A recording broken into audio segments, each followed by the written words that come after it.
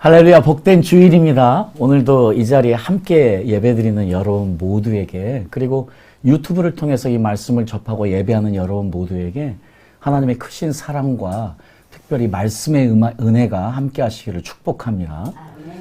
오늘은 저희들이 기독교인으로서 우리가 어떤 정체성을 가지고 이 땅을 살아가야 되는가 하는 것에 대해서 함께 생각해 보면서 은혜 나누려고 합니다. 그래서 저는 여러분들에게 오늘 이 질문을 던지면서 말씀을 시작하려고 해요. 여러분이 이 땅에, 지금 이 땅에 유목민으로 사십니까? 아니면 정착민으로 사십니까? 아마 처음 듣는 질문일 수도 있고요. 그렇습니다. 정답은 유목민인데요. 그렇습니다. 실질적으로 사실은 저희들은 유목민 같은 삶을 살아야 되는 것이 성경에서 우리 그리스도인들에게 분명히 이야기하고 있는 것이거든요. 그래서 오늘 다시 한번 내가 누구인지, 예수님을 따르는 제자로서 나는 누구인지를 하나님의 말씀을 통해서 분명히 확인하는 시간을 갖기를 원합니다. 자, 그러기 위해서 제가 여러분들에게 한 가지 질문을 좀 더해보도록 하겠습니다. 예수님에게는 참 많은 제자들이 있었죠. 12제자들도 있었고 70명 혹은 72명의 제자들도 있었고 또 500여 명의 제자들도 있었습니다. 자, 이 모든 예수님의 제자들 중에서 예수님과 가장 많이 시간을 보내고 예수님과 가장 많이 대화를 했을 것 같은 제자는 누구일까요? 정답이 나왔네요. 베드로입니다. 사실 베드로의 성품을 보면 아주 사람을 좋아하고 이야기하기를 좋아하고 또 어떤 모임을 이끌기를 좋아하는 유형임을 우리가 알 수 있거든요. 그렇다면 분명하게 베드로는 아마 예수님과 많은 이야기를 나누고 특별히 틈만 나면 더 예수님 가까이에 있으면서 예수님과 교제하려고 했던 베드로의 모습을 저는 성경에서 이야기하고 있지 않지만 제 눈에 선하게 보이는 것 같습니다. 베드로는 그런 사람이었습니다. 제가 오늘 베드로를 여러분에게 말씀드리는 것은 특별히 베드로 사도가 이 베드로 전서에서 저희들에게 너무나 분명하게 우리가 누구인가를요 아주 너무나 분명하게 이렇게 이야기하고 있습니다. 베드로전서 2장 1절에 보니까요, 예수 그리스도의 사도 베드로는 본도, 갈라디아, 갑바도기아, 아시아와 비두니아에 흩어진 나그네, 지금 소아시아에 있는 교회들을 일컬으면서요, 거기에 있는 모든 성도들을 한마디로 규정을 하는데 나그네랍니다. 그러니까 결국 그리스도인들은 나그네인 것이지요. 이 베드로에게 그리스도인들은 나그네라는 이 정체성이 너무나 분명했기 때문에 지금 베드로 전서의 시작을 이렇게 시작하고 있는 것입니다. 이 나그네가 누구냐? 2절은요, 바로 이어서 그 정체성을 다시 한 번 더 확인해 주는데 곧 하나님 아버지의 미리 아심을 따라 성령의 거룩하게 하심으로 순종함과 예수 그리스도의 핏부림을 얻기 위하여 택하심을 입은 자들에게 편지하노니. 여러분, 나그네들은 누구냐면요, 하나님의 택함을 입은 자들입니다. 하나님의 택함을 입고 구원받은 자들이라면 즉각적으로 우리는 나그네임을 알아야 되는 것이죠. 이것이 바로 사도 베드로가 그리스도를 따르는 사람들을 통칭했던 명칭이었습니다. 나그네. 나그네는 택하심을 입은 자들. 택하심을 입은 자들은 나그네라는 사실이에요. 그래서 이제 계속해서 베드로전서 1장 17절에 우리가 이 땅을 나그네 생활을 하는 동안이라고 표현을 합니다. 그러면서 우리를 심판하시는 그분을 기억하고 두렵고 떨림으로 살아라 하고 권면하고 있습니다. 이 땅에서 우리의 삶을 나그네의 삶이라고 또한 표현하고 있습니다. 이 나그네 같은 우리 사람들이 이 땅을 싸우는데 어떤 싸움을 싸우느냐? 우리의 육체의 정욕을 싸운다고요. 2장 11절에 부연해서 이 땅에서 영적 전쟁이 무엇인가를 이야기하고 있습니다. 나그네들은요, 이 땅의 나그네들은 어떤 사람들이냐? 육체의 정욕을 이기고 사는 사람들이라고 또한 분명하게 규정하고 있네요. 베드로에게서 어떻게 이렇게 예수님을 따르는 사람이 나그네들이라는 그 기독교인의 정체성이 즉각적으로 나올 수 있었을까요? 저는 분명하게 이렇게 생각합니다. 성경은 그 이야기를 우리에게 자세하게 설명하고 있지 않지만 분명히 베드로는 예수님과 깊은 교제 많은 이야기를 나누면서 예수님의 마음을 아신 분이었지요. 그러니까 예수님 스스로도 분명하게 예수님은 여우도 굴이 있고 공중에 새도 보금자리가 있다. 그러나 나는 머리 들 곳이 없다. 나는 나그네로 이 땅에서 공생애를 지내고 있다. 지금요, 예수님이 분명하게 스스로를 나그네라고 표현하시고 있거든요.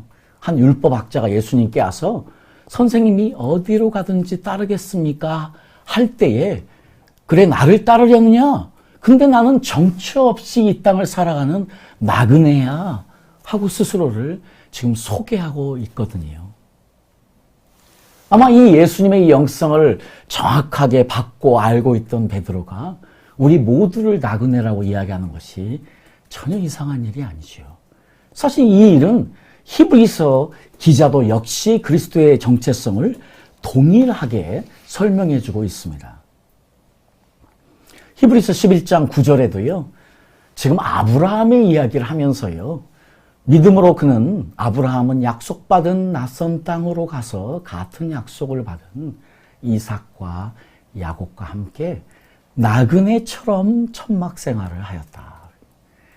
자, 물론 그렇지요. 실제적으로 아브라함과 이삭과 야곱은 나그네처럼 천막 생활을 한 사람이에요. 실제적으로요.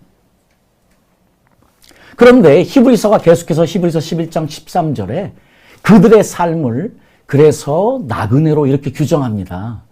이 사람들은 모두 믿음을 따라 살다가 죽었습니다. 그러니까 믿음으로 사는 사람은 나그네처럼 살아야 된다고 히브리서가 사실 이야기하고 있는 것 같아요. 그들은 약속된 것을 받지 못했으나 그것을 멀리서 바라보고 기뻐했습니다. 그리고 그들은 이 세상에서 잠시 머무는 나그네에 불과하였다는 것을 고백했습니다. 실제로 나그네였고요. 실제로 나그네의 삶을 산 그들이 영적으로도 이 세상에서 잠시 머물며 나그네로 살았다는 것을 고백했다고 히브리서 역시 또한 우리에게 이야기하고 있습니다. 그래서 우리가 잘 아시다시피 창세기 23장 4절에 보면 아브라함이 스스로를요. 나는 당신들 중에 나그네요. 잠시 머무는 자이니 우거하는 자이니 이렇게 표현하고 있지요. 자, 그렇습니다.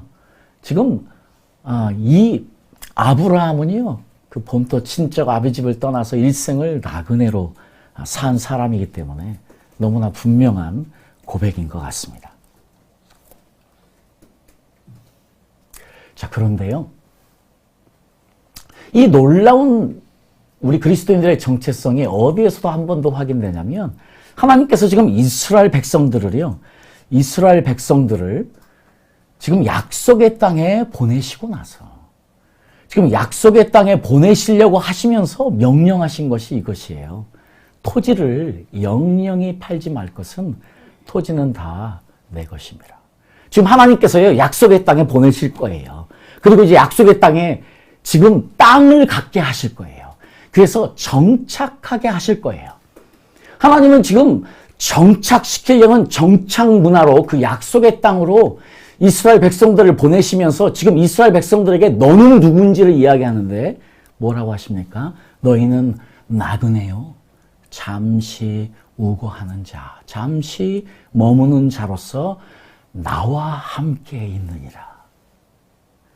정말 하나님은 너무 놀랍게 우리가 누구인가를요, 이스라엘 백성들을 통해서 다시 확인시키시는데 우리는 나그네로 이 땅에 잠시 머무는 자로서 누구와 함께 동행하는 사람? 하나님과 함께 사는 사람이라고 분명하게 이야기하고 있습니다.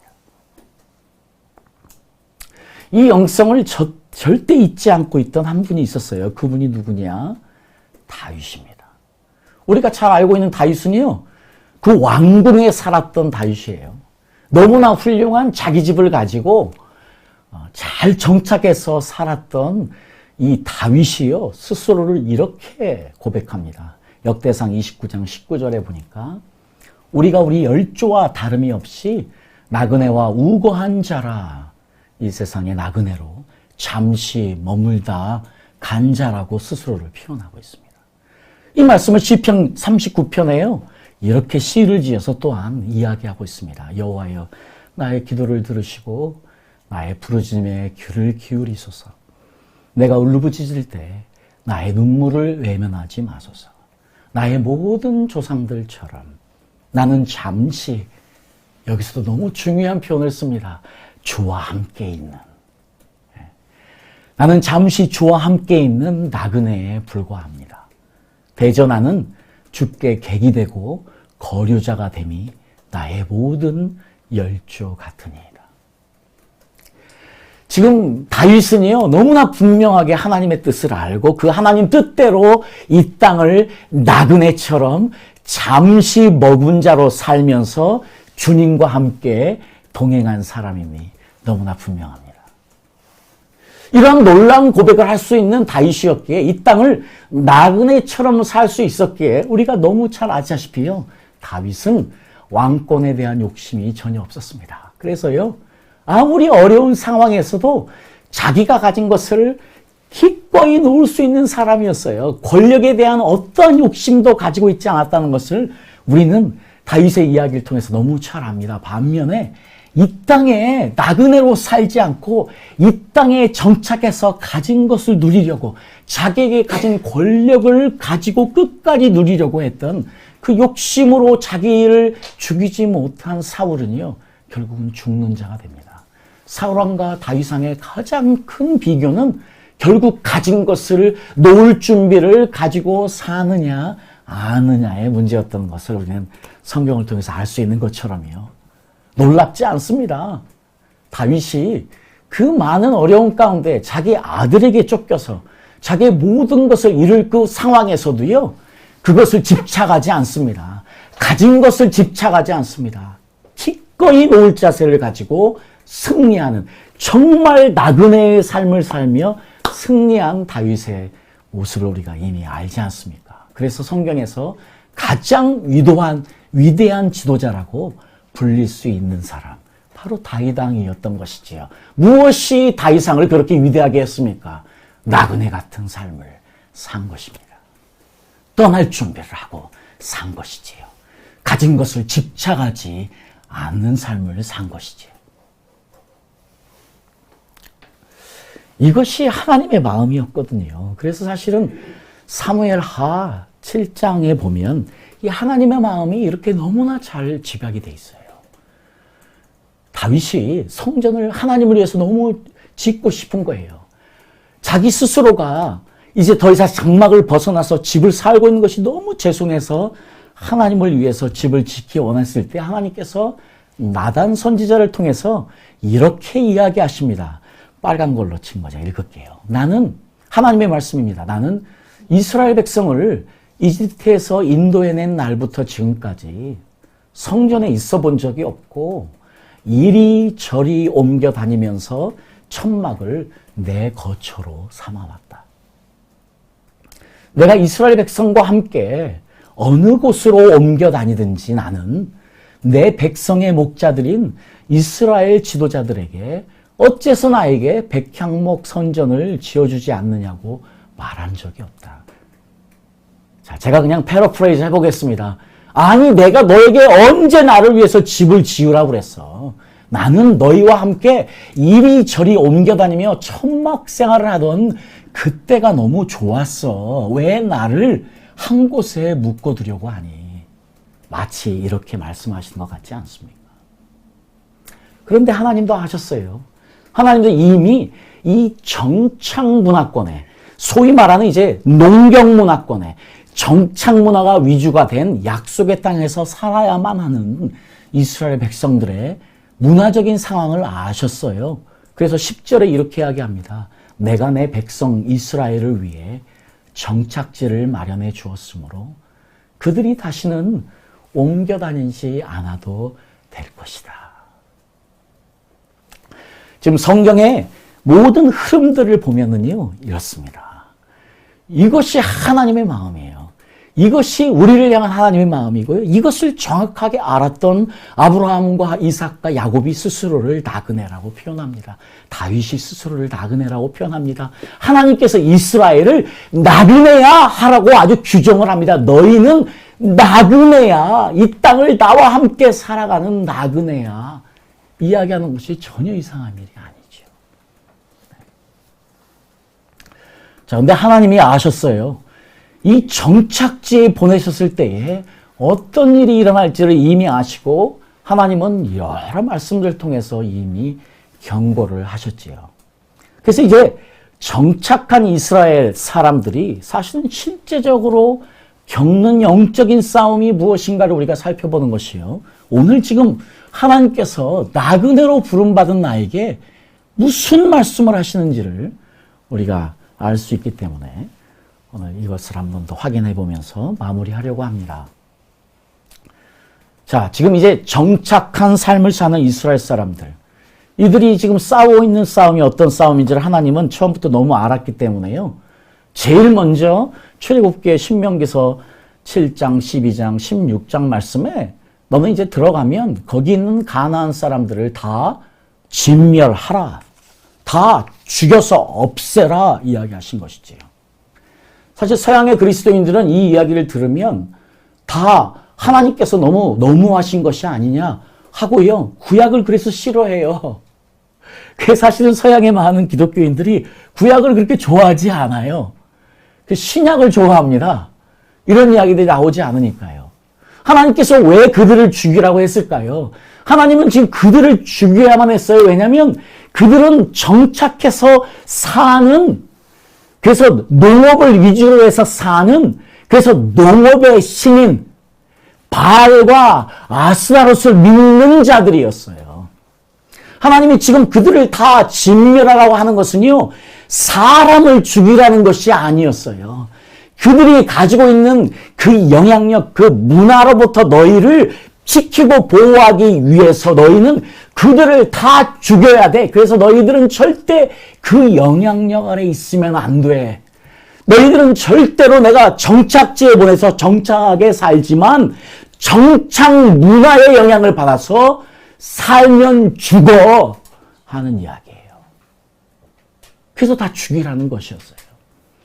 죽여야만 했습니다. 그래야 이스라엘 백성들이 그 영향력 아래 있지 않기 때문이에요. 우리가 잘 아시다시피 이런 일이 일어나지 않습니다.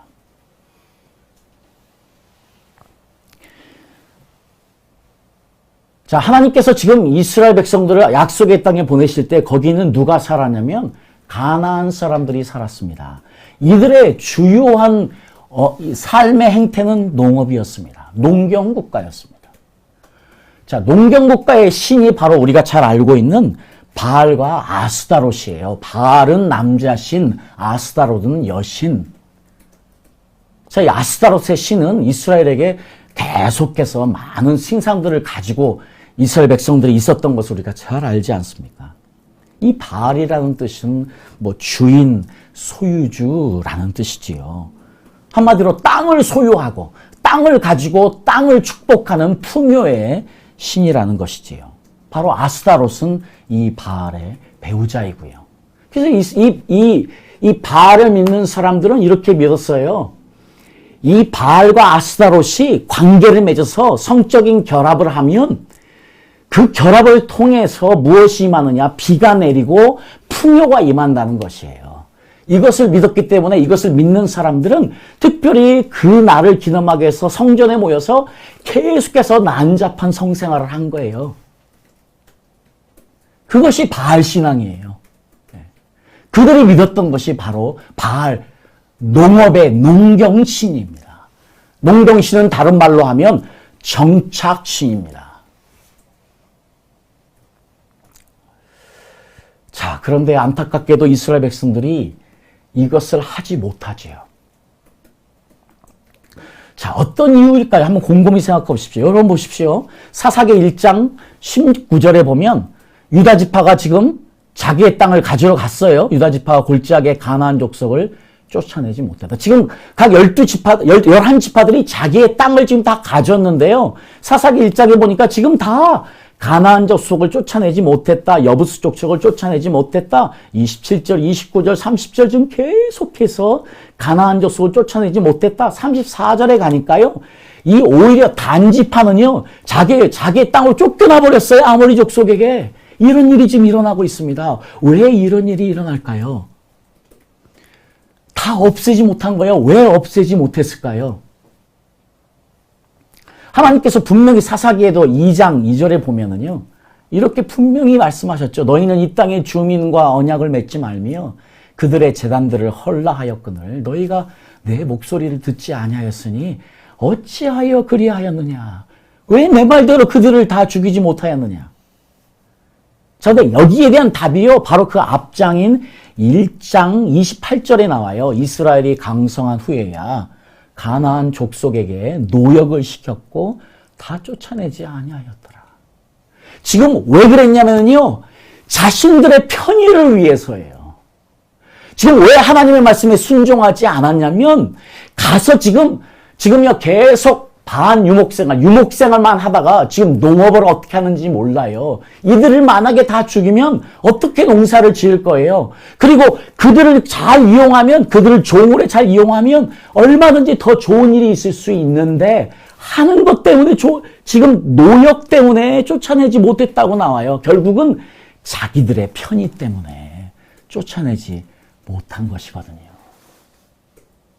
자, 이것은 저희들에게 너무나 큰 영적인 전쟁에서의 중요한 원리 하나를 줍니다. 우리는 지금요, 나 편하자고 순종하지 않고, 나 편하자고 컴프로마이즈. 지금 세상과 적당하게 타협해서 사는 우리 신앙인들의 삶의 모습들이 얼마나 많습니까? 교회들의 그런 모습들이 얼마나 많습니까? 지금 똑같은 일을 하는 것이에요. 이스라엘 백성들처럼 편한 거예요. 하나님 말씀보다 당장 눈앞에 있는, 눈에 보이는 것이 너무 크고 좋은 거예요. 그래서 죽이지 못하고 놔둔 것이지요.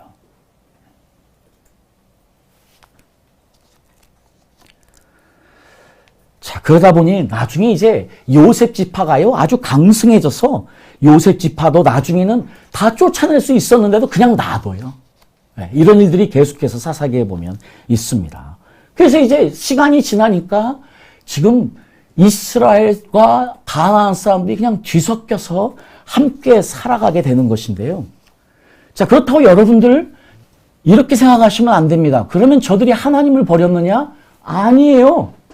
이 문제는 이거예요. 저들이 그러면 바알을 쫓아서 하나님을 버렸느냐? 그게 아니에요. 더 중요한 건 이들이 바알도, 농업의 신인 바알도 섬기고 소위 말하는 유목의 신인 하나님도 섬기는 이 이중신을 갖고 있었던 거예요. 그게 더 문제였던 거예요.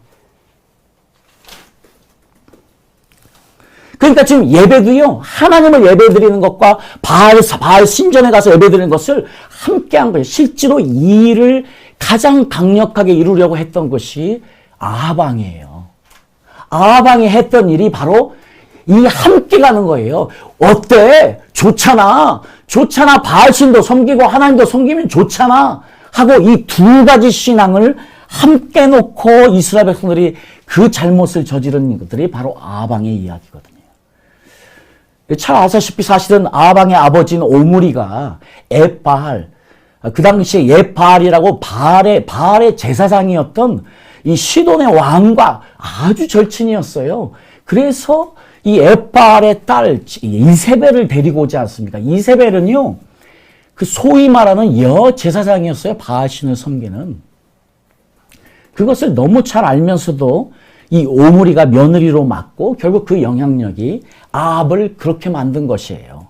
실제로 아합만이 나쁜 왕이 아니에요. 솔로몬도 자기 아내 중에 한 사람의 아스토롯을 세워서 제사하게 하는 일도 이미 솔로몬도 시작을 해요. 그래서 이것이 이미 이스라엘 가운데서 지금 야금야금 이스라엘 영성을 이 바알이 지금 긁어가면서 좀먹으면서 지금 야훼 신앙, 여호와 신앙을 지금 다 빼가고 있는 거예요. 정말 무서운 것은요, 하나님을 대적하고 반역하는 일보다 하나님과 함께 이방신을 함께 섬기는 거예요. 그래서 망하는 거예요. 그것이 이스라엘이에요. 그러니까 두 신을 함께 섬기는 일이에요. 이것이 사탄이 하는 일입니다. 사탄이요, 지금도 또 뿔 달리고 와가지고 우리한테 와, 나 너 죽일까? 이렇게 하지 않아요.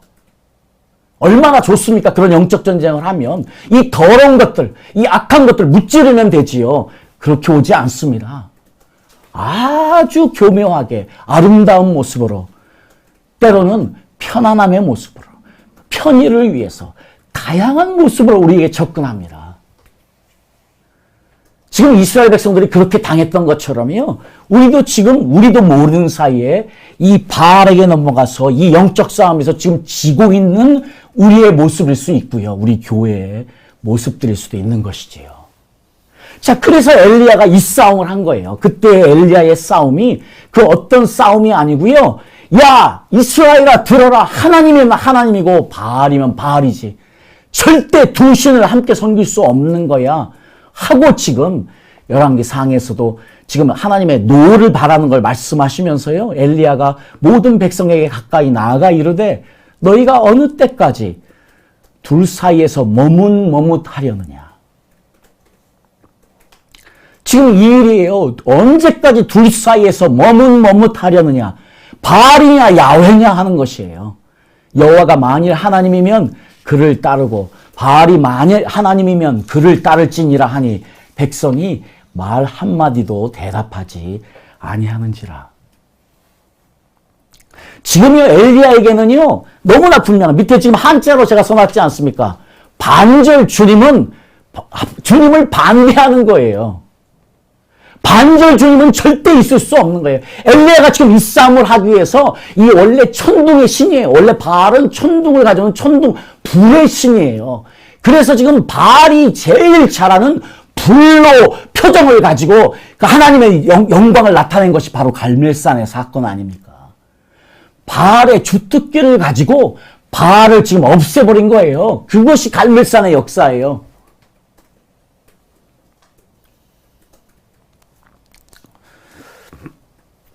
자, 그렇습니다. 저희들이 지금 이제 어쨌거나 이 똑같은 영적인 싸움을 우리가 지금 이 땅에서도 하고 있거든요. 여러분, 지금 저희들은요, 어디에 살고 있습니까? 정착문화권에 살고 있습니다.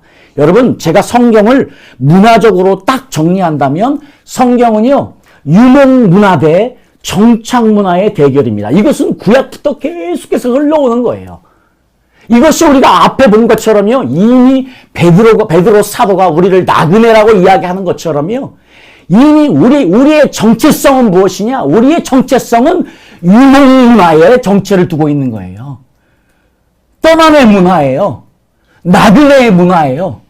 이것을 신약은 나그네로 표현한 것뿐이지요. 이거를 문화로 이야기하면 유목문화적인 삶을 사는 것이지요.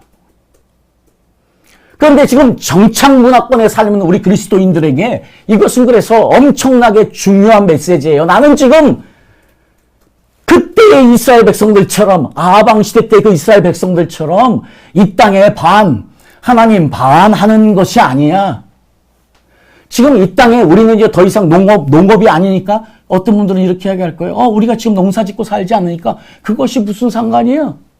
아니에요. 우리는 지금 농사를 짓지 않으니까 우리와 상관없는 이야기입니까? 아니에요. 이 바알 신앙은 어디에 깊이 뿌리를 내리냐면 정착 문화권에 뿌리를 내리는 신이에요.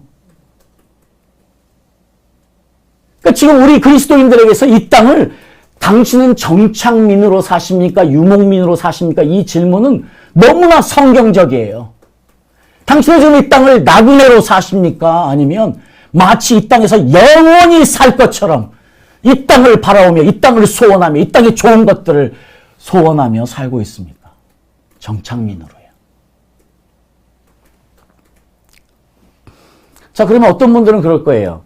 사실은요, 성경에서도요, 이 영성을 너무나 잘 알았기 때문에요, 예후의 바알 추종자들을 다 없애는 그때에 협력한 사람 중에 하나가 누구였냐면 레갑의 아들인 여호나답이라는 분이 있었어요. 이분은 열왕기상 10장에 보면은요, 열왕기 하에도 보면 10장 15장 23절에 보면은요, 이분이 지금 그래서 에레미야 35장 6절에도 나오는데 계속해서 지금 어떤 일을 이야기하냐면요. 이분이 이제 우리는 지금 이런 상황에서 지금 바알 신앙을 가진 사람들이 이렇게 정착 문화권에 살면서 그 영향력이 있으니까 우리는 여기에서 완전히 벗어나야 돼. 그래서 농사도 짓지 마. 우리는 집을 짓고 살면 안 돼. 우리는 천막을 짓고 살아야 돼. 그렇게 이야기하면서요. 농사도 못 짓게 하고 집에서도 못 살고 천막에서 살게 하고 그러면서 계속해서 사막에서 살게 한 것이 사실은 그때 나타났던 신앙의 형태 중에 하나예요. 그때 어떤 걸 믿었냐? 야훼의 신, 하나님은 사막의 신이니까 우리는 광야에서 천막에서 살아야 돼. 그래서 그 영성을 회복하는 것이 사는 길이야. 하고 이렇게 극단적인 유목 생활을 했던 때도 있었어요. 그것이 틀린 건 아니죠. 왜냐면 그것이 맞는 거예요. 그러나 지금 성경은 어떤 이야기를 하고 있습니까? 우리에게요, 그런 극단적으로 유목생활을 하라고요? 우리 지금 있는 거 다 접어버리고 나그네처럼 지금 매랑 하나 메고 돌아다니는 삶 살라고요?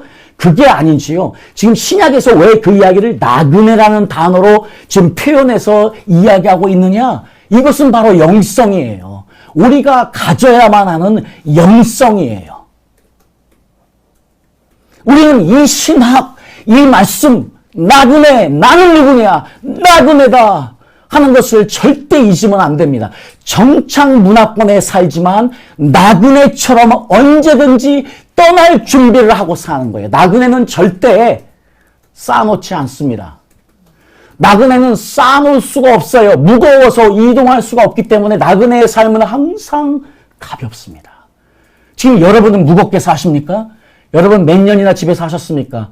여러분 사시면 살 때마다 횟수가 늘 때마다 늘어나는 것이 뭡니까? 짐입니다. 여러분 계속해서 처박아 놓으시니까 잘 모르시지만 이사 갈 때 다 압니다. 다 꺼내 보십시오. 우리가 어마어마하게 처박아 놓고 삽니다. 그것이 우리 인생들이에요. 그래서 성경은요, 1년에 한 번씩 무교절을 하면서요, 그래서 누룩을 없애면서요, 죄를 없애는 이 누룩을 없애면서 뭘 하느냐? 대청소를 하는 거예요. 집안 대청소를 하는 거예요. 집안에 더러운 누룩만 없애는 것이 아니고요, 있는 거를 없애는 거예요. 가볍게 하는 거예요. 그 영국에서도 사실 이제 호더라고 그래요. 호더스라고 그래서 쟁여놓고 싸는 사람들이 엄청나게 많아요. 왜냐면 그것이 정착문화에 너무 당연한 일이에요. 여러분들에게 제가 묻습니다. 그리스도인으로 여러분들은 쟁여놓고 쌓아놓고 사시는 분들입니까? 아니면 버리면서 나눠주시면서 가벼워지려고 하십니까? 이게 아무것도 아닌 영성 같지만 너무나 중요합니다. 여러분들이 그동안 쌓아놓고만 사셨습니까? 여러분은 이미 정착의 신에 무너진 거예요. 여러분이 만약 나그네의 삶을 살기 원한다면 여러분들은 가벼워질 수밖에 없어요. 내가 왜 이렇게 많은 것을 가지고 살아? 나는 왜 이렇게 이동하기 힘들게 많은 것을 가지고 살아? 하고 자꾸 없애는 훈련을 할 수밖에 없습니다. 이 땅에 하루 3끼 먹고 잠 편안하게 자면 되지요. 무엇이 문제입니까? 왜 우리가 사는 것에, 어디에 사는 것에 그냥 모든 집중이 다가 있습니까? 그것은 이미 바알에게 넘어간 거예요. 이 나그네처럼 사는 사람들은요, 절대로 무엇에 땅에 욕심이 없습니다. 자기가 가진 것을 늘리려고 하지 않습니다. 왜냐하면 내일 떠나야 하니까. 여러분 지금 여러분 욕심으로 이 땅을 사십니까? 그러면 여러분 벌써 바알신을 믿는 자들이에요. 그래서 지금 베드로전서에 이야기하지 않습니까? 나그네들아 내가 권하노니 너의 육체의 종욕을 버리라. 육체의 종욕은 뭡니까? 더 갖게 원하는 거예요. 더 쌓아놓게 원하는 거예요. 더 크게 원하는 거예요. 지금 우리가 그리스도인이라고 살면서도 우리는 이스라엘과 똑같은 짓을 하고 있는 거예요. 하나님도 믿고 바알도 믿고 다 좋아. 하나님 주일에만 내 주님 되세요. 월요일부터 토요일까지는 나는 바알 믿을 거예요. 이렇게 사는 것과 똑같은 거예요. 우리가 그들을 손가락질했습니까? 그것은 나를 향한 거예요, 사실은.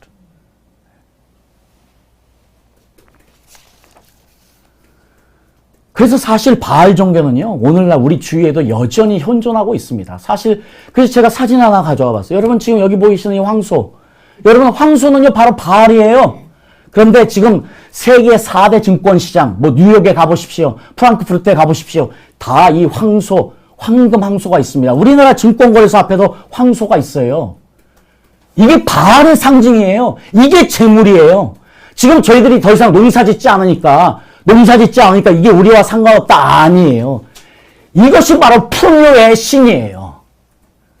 여러분들 무엇을 바라보고 사십니까? 우리가 그동안에 우리도 모르는 사이에 바알 신앙이 들어오면서 아주 교묘하게 프라스페리티 가스펠, 우리 기복 신앙이 우리 안에 들어왔는데 그건 사실 바알의 영향이에요. 우리는 여전히 축복을 누리며 살아야 됩니다. 그 축복은 나누기 위해서 사는 거지요. 열방을 이롭기 위해서 사는 것이지요. 열방을 섬기기 위해서 사는 것이지요. 주는 것은 나누기 위해 사는 것이지요. 우리는 가벼워져야만 하기 때문에요. 우리는 다시 한번 내가 왜 이 땅을 사는지, 내 인생의 목표는 무엇인지를 다시 분명히 오늘 나그네의 신앙을 통해서, 오늘 지금 베드로를 통해서, 지금 아브라함과 이삭과 야곱과 다윗과 지금 하나님의 이스라엘 말씀하신 하나님 스스로의 모습을 통해서, 예수님의 모습을 통해서 나그네로 이 땅에 오신 그대로 우리도 그분을 따르는 삶이 돼야만 할 줄 믿습니다. 자, 그리고 제가 지금 이야기했지만은요, 지금 우리의 이 땅에서의 대결은 지금 마치 성경이 야훼 vs 바알, 지금 야훼 신앙, 여호와 신앙 대 지금 바알 신앙처럼요, 이것이 결국은 유목 문화 대 정착 문화예요. 농경 문화인 정착 문화. 정착 문화가 추구하는 것은요, 무엇입니까? 안전을 추구합니다. 안정을 추구합니다. 편안함을 추구합니다. 편의를 추구합니다. 이에 반해서요, 나그네의 삶을 사는 것은요, 불안전할 수도 있습니다. 불안정할 수도 있습니다. 그리고 불편할 수도 있습니다. 그러나 너무 중요한 것은요, 하나님께서 너무나 분명하게 말씀하신 것처럼 하나님이 우리와 함께 하십니다. 그분이 우리와 함께 하시기에 이 나그네의 삶이 외로울 수가 없습니다. 그분이 우리와 함께 하시기에 우리에게 부족함이 없는 것입니다. 우리에게 부족함이 없습니다. 나그네의 삶이요, 절대 부족함이 없습니다. 왜냐하면 그분이 우리를 항상 푸른 초장으로 인도하시기 때문입니다. 그런데 그 시편 23편의 푸른 초장의 결론이 얻은 것이 아십니까? 바로 여호와의 집에 영원히 거하리로다. 우리는요, 정처 없이 떠돌아다니는 나그네가 아닙니다. 우리는 목표를 분명히 가지고 여호와의 집에 영원히 거할 그날을 기다리며 사는, 우리는 가야 될 곳이 분명한 이 땅을 잠시 나그네로 사는 사람들입니다.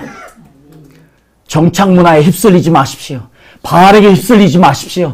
정착 문화의 안전과 안정과 편안함을 추구해서 죽지 마십시오.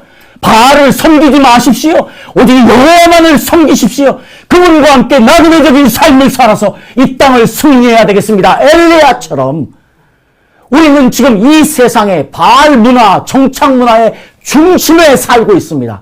중심에 사는 우리들이 해야 될 엘리야처럼 그 바알 신앙을 깨부시는 것입니다. 이기고 승리하는 것입니다. 여호와의 깃발을 높이 드는 것이 우리 그리스도인의 삶을 믿습니다. 아멘.